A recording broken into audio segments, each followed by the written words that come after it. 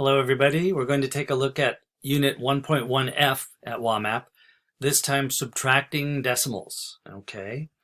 So let's take a look at the tablet. I've written these out, and the one thing we need to be aware of whenever we add or subtract anything in math is that we have to get the same units lined up. So with decimals, we're going to write these vertically. Right now these are written out horizontally. Easiest way to think of this is we have to line up the decimal points. But what we're really doing is aligning the columns with the respective columns above. So we're going to write 12.264 or 12.212 and 264 thousandths. And we're subtracting 2 and 32 hundredths, 2.32.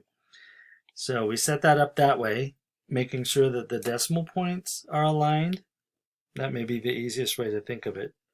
These decimal points should line up. And if you want to, you can fill in leading and trailing zeros so that you have numbers for all of the columns. That's an optional part, only if it's less confusing to fill in the spaces. So then we just add, we're subtracting these, so we subtract normally, and we may have borrowing or regrouping, so watch out for that. The first one, 4 minus 0 is 4. 6 minus 2 is 4.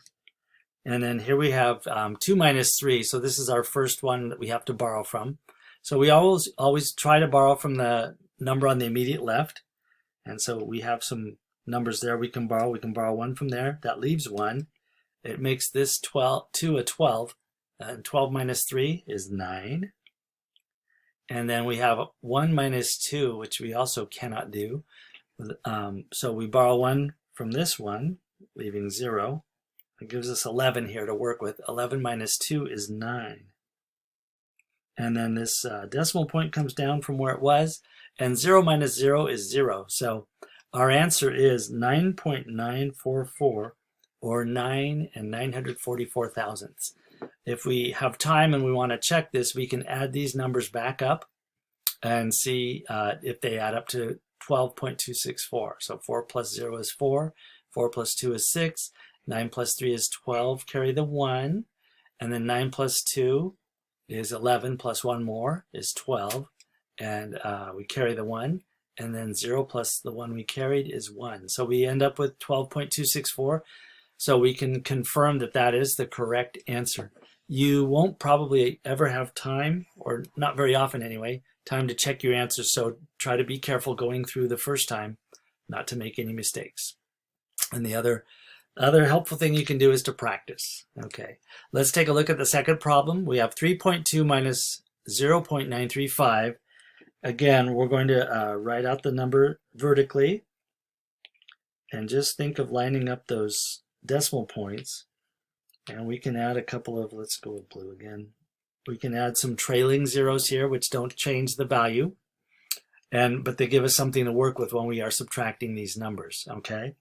So we have to subtract 5 from 0, which we cannot do. We want to borrow 1 from the next number over, but this number is a 0, so it can't lend us any. So we have to go over 1 more. We have to jump over 2 places and borrow 1 from the 2, which leaves 1.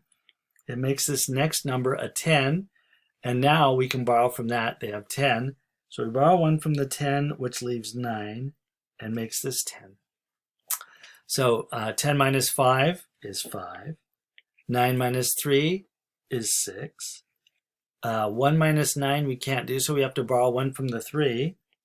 Borrowing 1 from the 3 leaves 2, makes this 11. 11 minus 9 is 2. And then 2 minus 0 is 2. And that decimal place just stays right where it is. We have all of our columns aligned, and this is our answer. And if we want, we can add backward. 5 and 5 is 10, carry the 1. 6 and 3 and 1 is 10. Write down the 0 and carry the 1. 1 plus 2 is 3 plus 9 is 12. There's a 2 and carry the 1. 1 plus 2 is 3 plus 0 is 3. So we can confirm that that is the correct answer. If we go back to WAMAP, we can put those numbers in. And barring some kind of transcription error or something embarrassing like that, we should be okay with these answers. 2.265. Although transcription errors are a possibility. Fingers crossed. Awesome. So try a similar question. And let's see how we did on that one. Yeah, so we were able to verify these in advance. So go ahead and try. These numbers are slightly different lengths, which makes it a little bit tricky. And I think you're always going to have this 0 to have to deal with when you're working on these problems at WAMAP. So give that a try. If you run into trouble, please message me through WAMAP. Just hit the message instructor button, choose my name from the recipient list, and click send. Good luck.